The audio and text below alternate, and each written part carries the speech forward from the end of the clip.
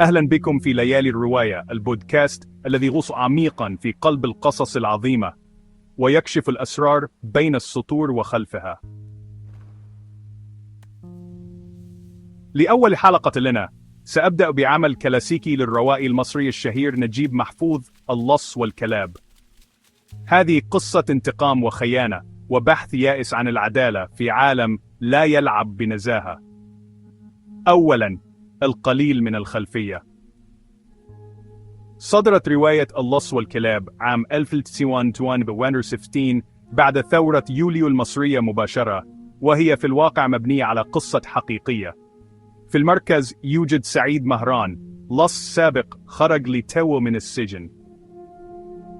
يبدو وكأنه بداية فرصة ثانية، أليس كذلك؟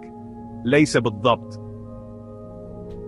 يعود سعيد إلى المنزل ليجد حياته مقلوبة رأسا على عقب، زوجته خانته مع صديقه، ومرشده الروحي تخلى عنه، وابنته لا تتعرف عليه حتى. مدفوعا بالغضب والوحدة والعطش للانتقام، ينحدر مسار سعيد إلى الظلام. لكن من هو سعيد مهران حقا؟ إنه أحد تلك الشخصيات المعقدة التي لا يمكنك تحديدها تماما. يراه البعض ضحية لمجتمع غادر، والبعض الآخر مجرما عنيدا.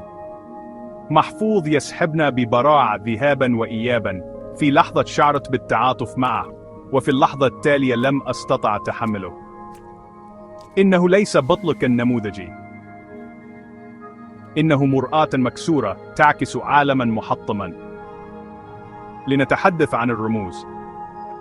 الكلاب ليست مجرد كلاب، إنها المجتمع الذي طارد سعيد وخان ثقته وأبقاه في الظل.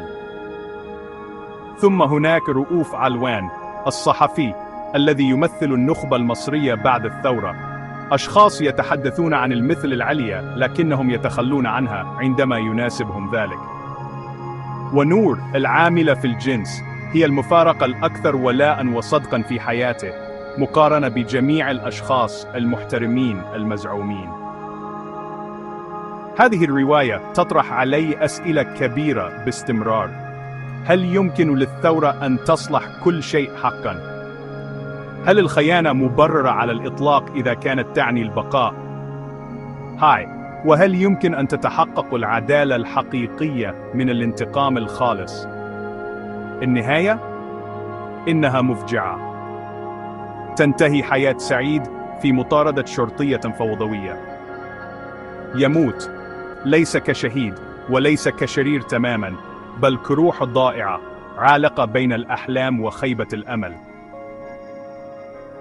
يتركنا محفوظ بنهاية من هو اللص الحقيقي هنا، ومن هم الكلاب الحقيقية. هذا يختتم حلقتنا الأولى من ليالي الرواية.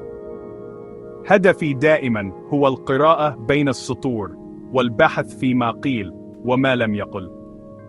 وماذا عنك؟ هل وجدت نفسك تشجع سعيد؟